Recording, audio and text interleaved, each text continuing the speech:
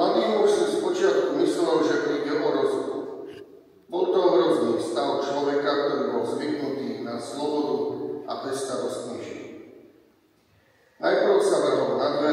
pestiami, až mu z nich tiekla krv. Kričal, volal, prosil, žiadal, sľuboval, chcel žiť. Počase do jeho vnútra vstúpil pokoj. Lúč Božej milosti sa dotkol jeho srdca, z ktorého postupne odišla nenávisť, smútok a zloba. Raz dozorcu prekvapil zvláštnou prosbou, že chcel malé vláto a kladievko. Dozorca mu na veľké prosenie na podkon tieto veci dal.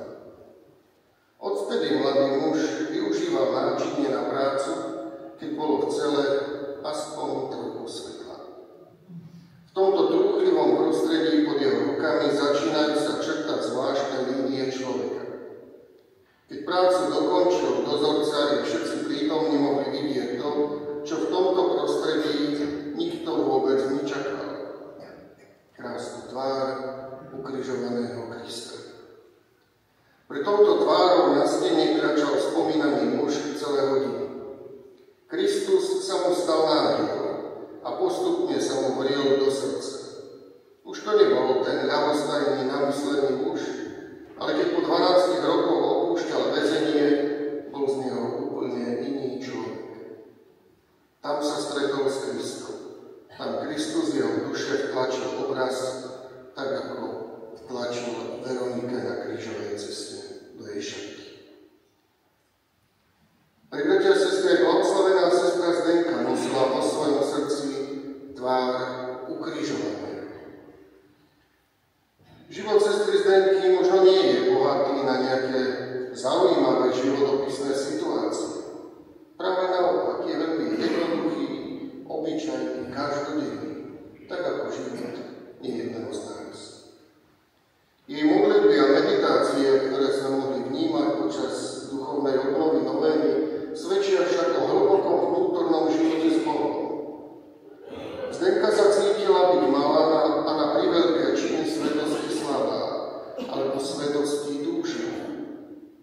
A preto svoju nádej vkladala v Božiu pomoc.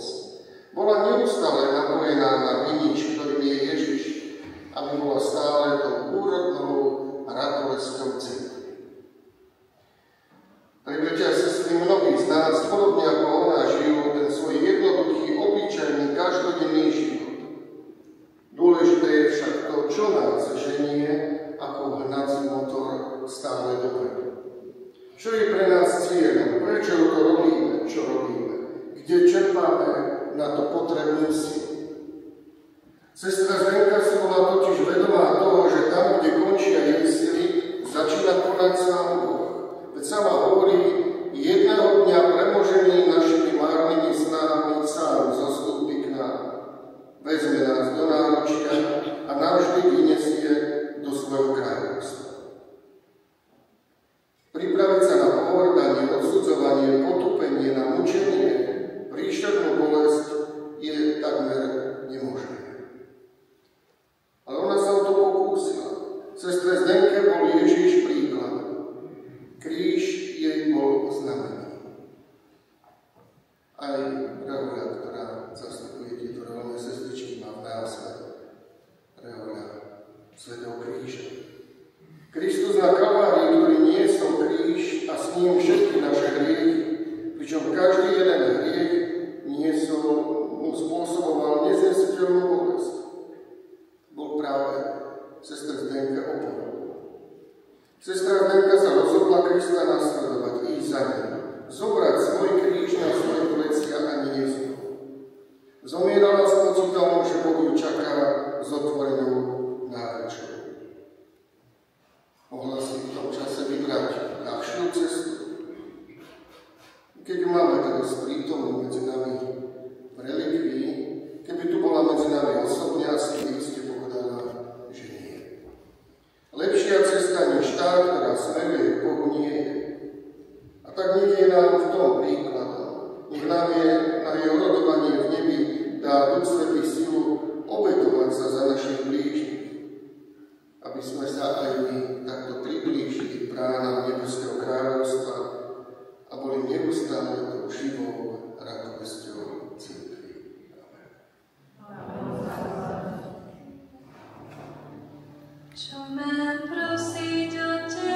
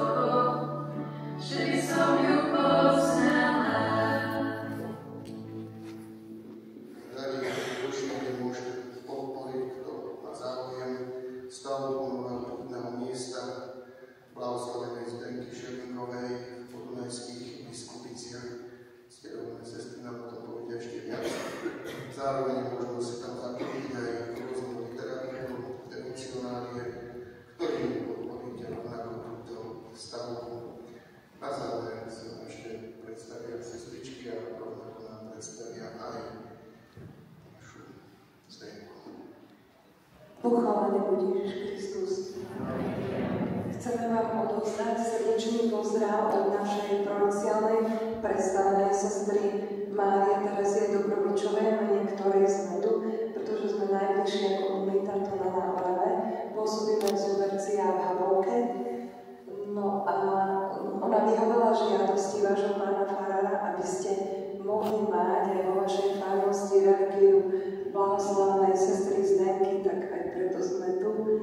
A dúfame, veríme, že bude vám pomáhať a bude orodovať za vás, pretože je to prvá blahoslavená u nás na Slovensku, potom bola blahoslavená Anka, Titus Zeman, takže sme rádi a mám veľkú radosť, že sme mohli prísť k vám. A teraz by sme vám trošku tak chceli priblížiť Ježiho. Možno, že aj viete, tak je to vaša spolurodáčka tu nás Oraví, tak verím, že bude orodovať za vás. A ďakujeme pánu farárovi vášmu, že mali ste takú odvahu tiež, aby mohla byť tu na. Tak by sme takým krátkym pásom aspoň trošku vám priblížili z nej života. Pomôžu nám mladí z Habovky, takže ich poprosím o pieseň. To sú vlastne aj z ich myšlienok blahoslavnej Zdenky, tak trošku nám pomôžu a potom aspoň takých 10 minút dúfam, že ešte vydržíme. Pán Boh zapomína.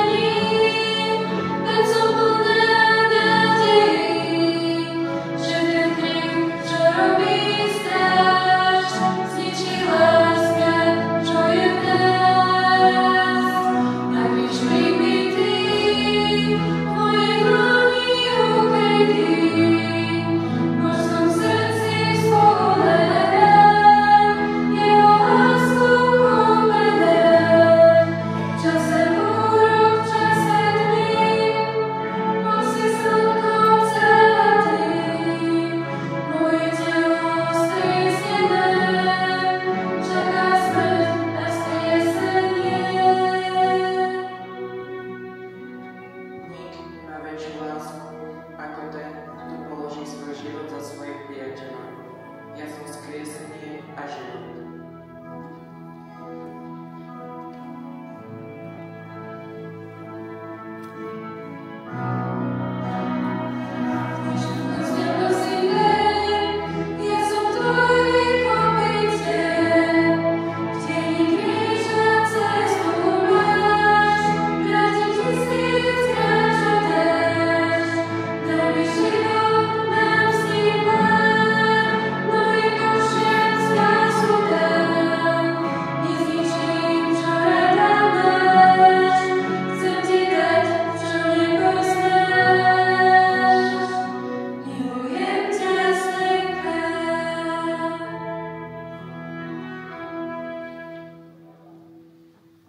Ďakujem, takže môžeme ďalej prekliknúť. Tak toto bol rodný dom Blahoslavnej Zdenky. Krstným menom sa volala Cecília. Narodila sa 24. decembra 1916 v Krivej na Orave rodičom Pavlovi Šelníkovi a Zuzane Rodinej Pánikovej ako 10. dieťa. Ešte za ňou bol brat Cyril, takže ich bolo spolu 11. A s tým bratom Cyrilom si tak najviac rozumeli, pretože boli aj vekovo bližšie. Tento dom vyhorel, keď bol požiar v Krive, takže už je tam postavený iný dom, ale oproti na tom mieste je taká pamätná tabuľa. Väčšinou 30. júla bývajú také tridium, modlitby k Blahoslavnej Zdenke, kde býva vo štvrtok adorácia, Piatokrížová cesta a vždy v sobotu to tak vrcholí, tak ste pozvali aj tu na. A 30. teda posledná sobota v mesiaci bývajú aj púte v Podunajských Biskupiciach, kde teraz budeme s vami aj duchovne prepojení, keďže budete mať relikviu. Stavia sa tam teraz ten putnícky dom, takže takedy si môžete s pánom farom urobiť výlet a ste pozvaní aj do Podunajských Biskupíc. Ďakujem, môžeme ísť ďalej. Takže Kriva na Orave je rodisko sestry Zdenky. V rokoch 1929 až 1950 pôsobili aj naše sestry v tejto dedine milosrdné sestry Svätého Kríža. Takže na základe toho, že sestry tam boli, tak aj Blahoslavná Zdenka dostala povolanie. Aj z Krive bolo viacej našich sestričiek. Ďakujem, môžeme ísť ďalej. Takže toto je kostol svätého Jozefa v Krivej. Toto je už súčasná fotka, tam vpravo je ešte, keď bol starý ten kostol, teraz bude to obnovenejšie. A toto je práve to pamätné miesto rodného domu. Základný kameň tejto kaplnky posvetil svätý otec Jan Pavol II v Bratislave 14. septembra 2003, kedy bola blahorečená spolu aj s biskupom Vasilom Hopkom. Ďakujem, môžeme ísť ďalej. Takže takto vyzerá to pekné miesto. Môžeme sa posunúť. Toto je ešte starodávna fotka z rodinného albumu Šalingovcov. Cecília s rodičmi a súrodencami, tam je tá červená šipka. Takže to je Cecília. Ďakujem. Viete, že na Orave sa vždy slavia tie sviatky a slavnosti, takže niekedy je celá dedina vždy bola na týchto slavnostiach. Cecília ako 15-ročná sa rozhodla zasvetiť svoj život Bohu. Pane, moja duša stojí pre Tebou ako krásny jarný deň, plný kvetu, vône a jasu. Toto je skutočná fotografia, tak to vyzerala ako 15-ročná. Mala veľmi nádherné vlasy, ktoré potom mám povedať, ale môžeme ísť. 6. júla 1931 nastúpila ako kandidátka do Podunajských Biskupíc pri Bratislave. Takto vyzeral tam noviciálny dom, provinciálny dom, lenže v tých 50. rokoch nám to potom zobrali a v súčasnosti sme to opravovali a z tejto časti bude ten putnícky dom. Takže budete tam môcť prísť a načerpať takú silu duchovnú, alebo môžete sa vybrať na púť, lebo tam je hlavný relikviár Blahoslavnej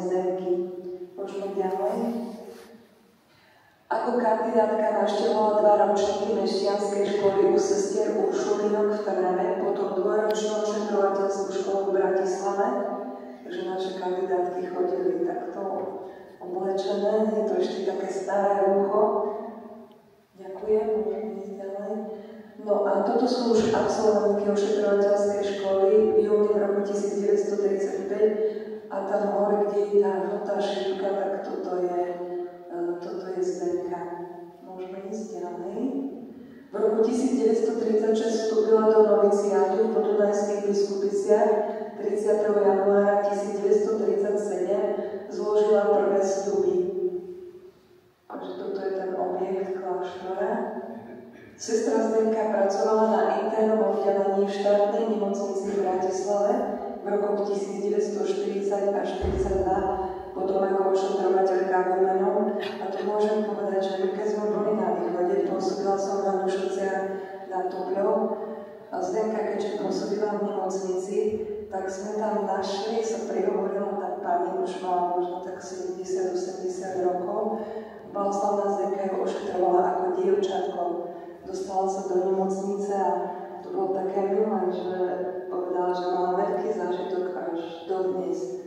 Pretože Zdenka vždy mala taký úsmev, slovo, vedela takým dobrým slovom povzbudiť aj pacientov, takže tým sa možno, že viacej liečilo.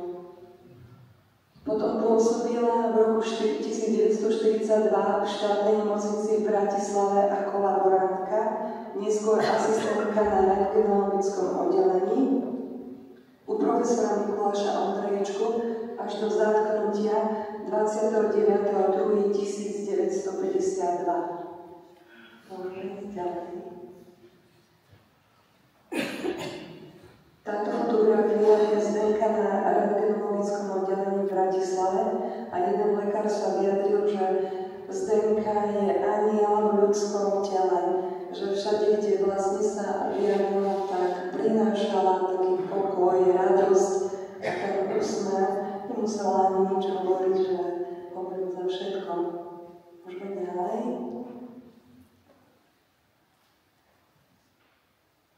Sestra Zdenka je obeť lásky a násilia, je aj takým symbolom za všetkých tých, ktorí trpeli počas komunizmu.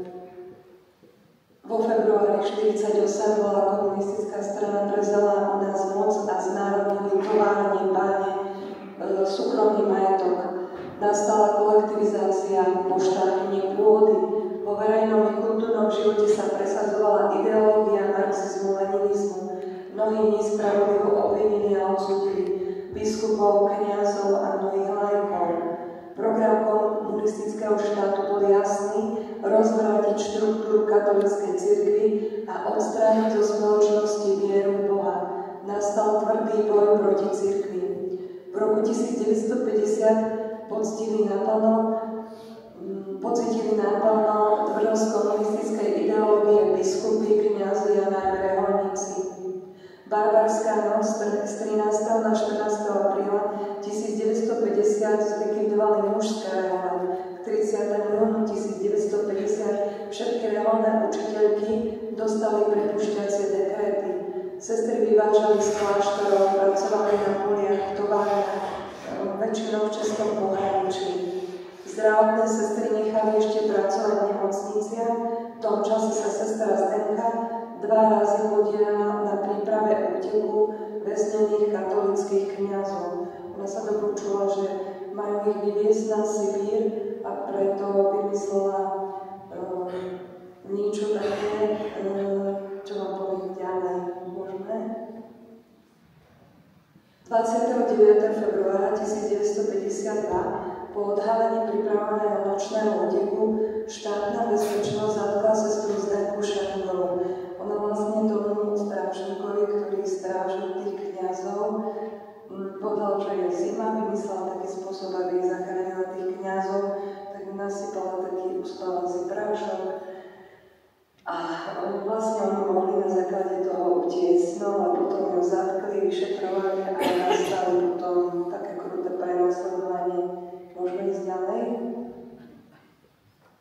Sestru Zdenku uväznili v Justičnom paláci v Bratislave a tam ju podrobili vyšetrovaniu, ktoré bolo spojené s bezohľadným mučením. 17. júna 1952 bola sestra Zdenka odsúdená za údajnú velezradu na 12 rokov straty slobody a 10 rokov straty občianskych práv. Môžeme? Sestra Zdenka bola vo vyšetrovacej väzbe v Bratislave, ďalej väznená v Rimavskej Sobote, v Pardubiciach, v Brne, vo väzenskej nemocnici v Prahe na Pankráci, kde sa stretla s pani Helenou Wildrovou Kordovou, ktorej zverila sestra Zdenka dôležité podrobnosti, predovšetkým o utrpení vo vyšetrovacej väzbe. Keby nebolo tejto pani, tak by sme sa ako sestry nič nedozvedeli, pretože sestra Zdenka nechcela ani so sestrami o tom rozprávať, čo všetko s ňou robili, ako sa k nej veľmi hrubo správali. Takže vlastne ona bola taká najväčšia svedkynia toho. Keď som pôsobila v Ľubici, teda v Košmarku, tak mi dali za úlohu nájsť jej hrob, pretože tam bola pochovaná. Tak sme ho aj našli. A pani Wildrová Kordová bola v zahraničí, pretože musela utiecť. Neboli tu priaznivé podmienky preto, aby mohla žiť tu na Slovensku, ale potom sa vrátila v tých 90. rokoch a vo väzení sa dohodla s Vlásom Zdenkou, ešte vtedy so sestrou Zdenkou. Ona jej hovorí, sestra Zdenka, Helenka, ty ešte budeš žiť a keď sa vrátiš, tak potom prinies na môj hrob biele ruže, lebo sestra Zdenka mala rada biele ruže. A ona to aj splnila, potom hľadala, kde je pochovaná a našla ju cez naše sestry. A lebo sestra Zdenka vedela, že už zomiera na následky toho mučenia, mala problémy, dostala rakovinu. Takže ona to potom aj splnila, tá pani Helena Wildrová Kordová. Najväčšie sa zaslúžil, tak to bol spisovateľ Anton Habouštiak, ktorý napísal knihu Za mrakmi a moje milované slnko. Takže on tam všetko podrobne opisuje, keď budete chcieť sa dozvedieť viac. Môžeme ísť ďalej. Z Prahy bola sestra Zdenka 16. apríla 1955 ako ťažko chorá z väzenia prepustená a prijatá do nemocničného ošetrenia v Trnave.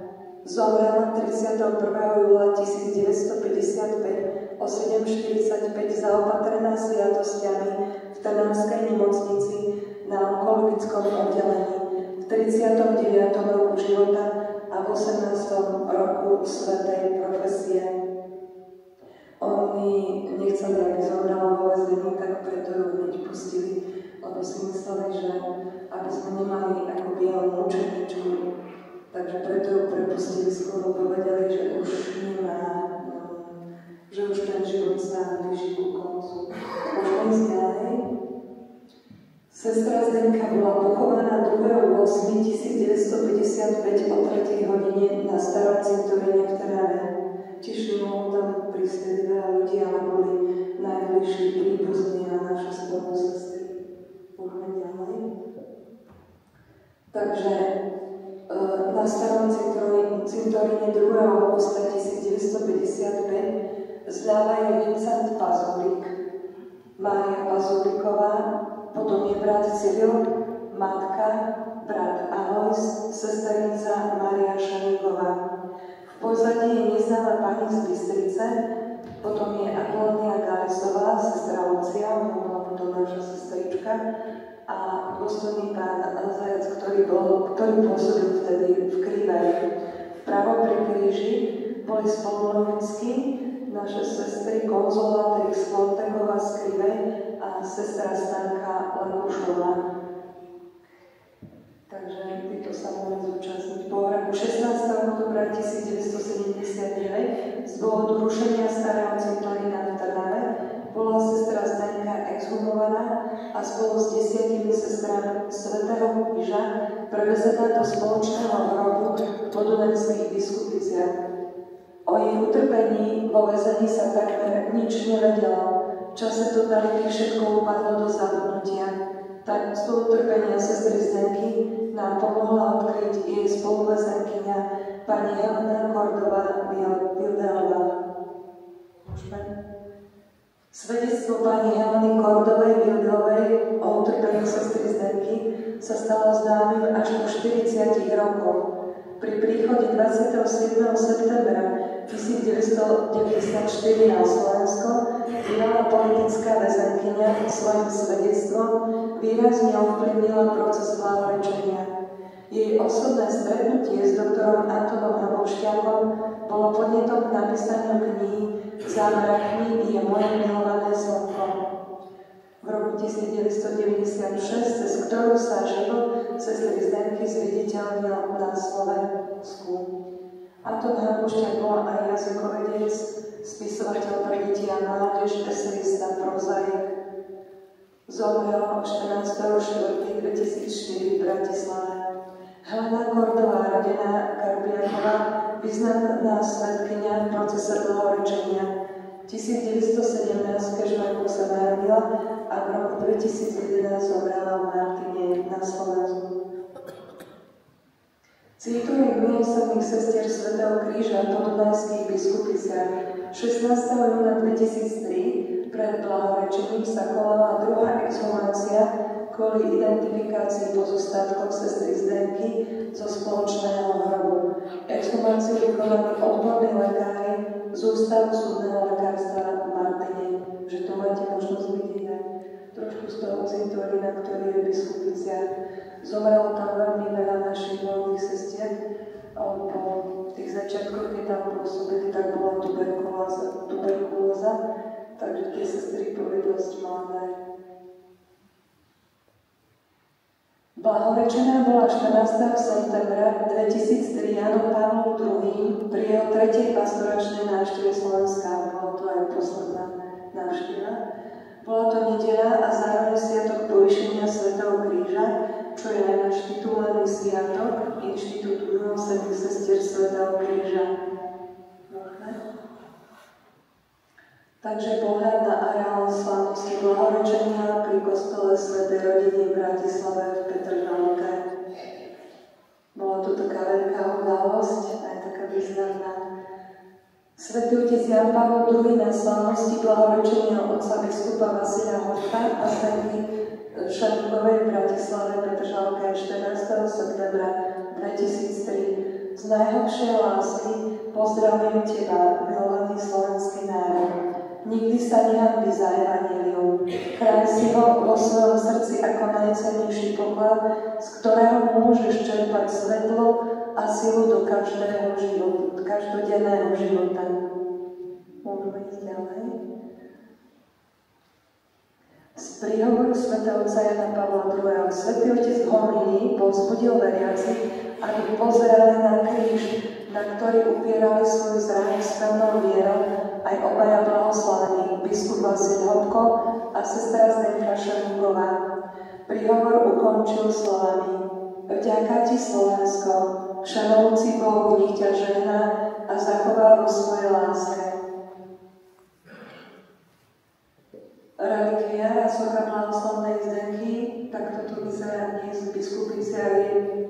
Týždeň po blahorečení 29.2003 boli pozostatky sestry Zdenky slávnostne prenesené do kostola Svätého Kríža v Podunajských Biskupiciach a vložené do relikviára. V relikviári sú uložené lebka a dlhé kosti blahoslavnej Zdenky. Sochu nad relikviárom zhotovil výtvarník Oskar Košecký z Viesky pri Dunajskej Strede. Duchovný odkaz blahoslavnej Zdenky. Chcem sa vám ešte poďakovať, že ako farmu ste sa veľmi pekne duchovne pripravili, ste sa modlili deviatník, takže vám teraz naozaj budeme duchovne prepojení. Môžeme ďalej, neviem, či to ide. Tak sú tam také hlavné piliere, to je dôvera. Ježiš môže všetko. Dôvera v Neho robí zázraky. Vernosť je spoľahlivým, skúšobným kameňom pravej lásky. A odpustenie, keďže sestra Zdenka vynikala tým, že odpustila aj tým, ktorí ju mučili a ubližovali jej, je najväčšia vec v živote. Radosť, usmievaj sa, mohli by sme povedať, že je aj patronka úsmevu.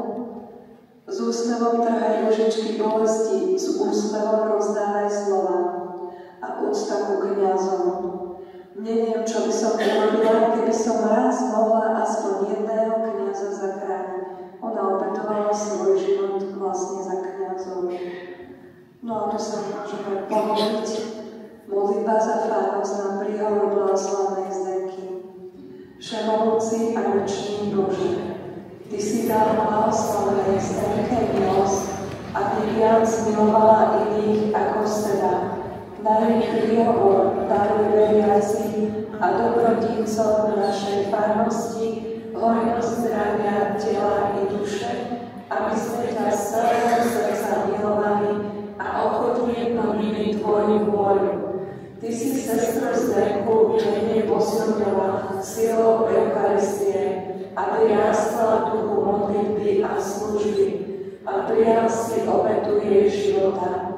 Na jej príhovor daj, aby záujem o spoločné dobro, láska k blížnemu, ochota obetovať sa a skutky milosrdenstva boli našej farnosti živým svedectvom našej viery. Na príhovor blahoslavenej Zdenky požehnaj aj naše rodiny, deti a mládež, starých a chorých našej farnosti. Práve my si všetci stále viac uvedomujeme, že v dnešnej uponáhľanej, liberálnej a vojnou ohrozenej dobe bez Tvojej pomoci nenájdeme silu pre každodenné svedectvo kresťanského života.